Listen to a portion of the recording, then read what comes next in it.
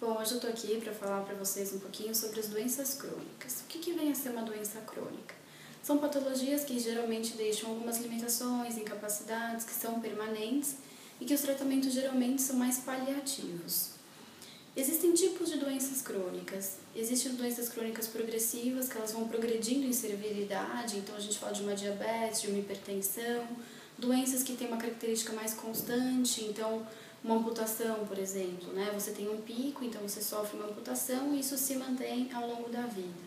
Ou uma doença crônica que tem uma característica mais episódica, a gente pode falar de uma crise de asma, de uma úlcera, que são doenças que, apesar de crônica, têm episódios de melhora e piora. Então, qual que é a diferença de uma doença aguda para uma doença crônica? A doença aguda você pega, né, essa doença, uma doença, e ela tem um curso mais curto. Então, ficou doente, toma remédio, vai para internação se necessário, e a vida ela continua, né? A qualidade de vida não é prejudicada, ela é suspendida por um tempo. Na doença crônica, dependendo da doença, geralmente precisa-se de internações longas, muitos cuidados, reabilitação, às vezes tem mudanças no corpo, em função da patologia. Então tem-se uma grande diferença entre como lidar com uma ou com outra. Mas também a gente não pode dizer que uma pessoa que desenvolveu uma doença aguda lide melhor do que uma pessoa que desenvolveu doença crônica, porque por mais que do ponto de vista médico uma seja mais grave que a outra, não necessariamente a pessoa sente dessa forma, né? Depende do momento de vida que ela está, quantos anos ela tem, que planos que ela estava fazendo quando essa doença veio.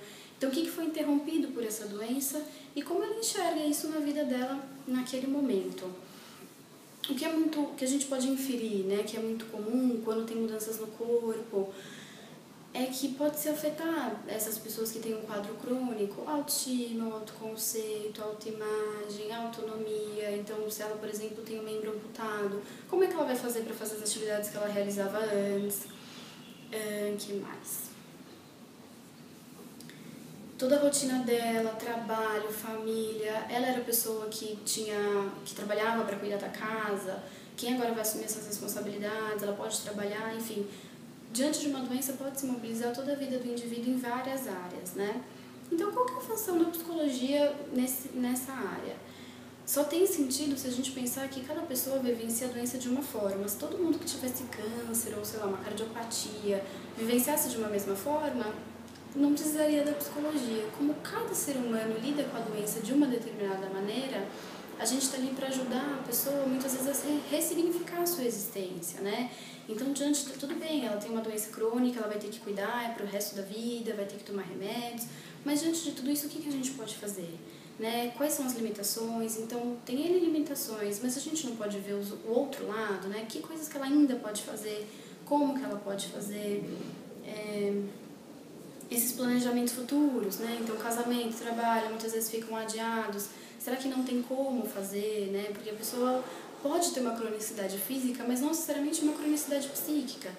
O que significa, né, essa cronicidade psíquica? De ficar fixado naquela doença, de toda a sua vida agora rodar em torno dessa doença.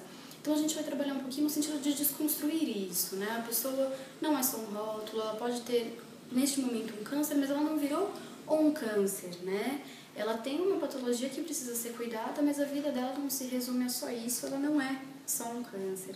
Então a gente precisa ajudar essa pessoa a desenvolver autonomia, a cuidar dessa autoestima, dessa autoimagem, tentar entender qual é o significado da doença na vida dela, lidar com as angústias, e isso.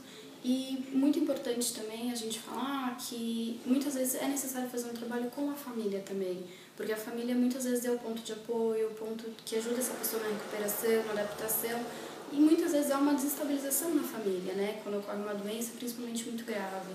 Então é importante sim que essas pessoas façam terapia, para que elas cuidem do aspecto emocional além do físico e que cuidem também dessa família.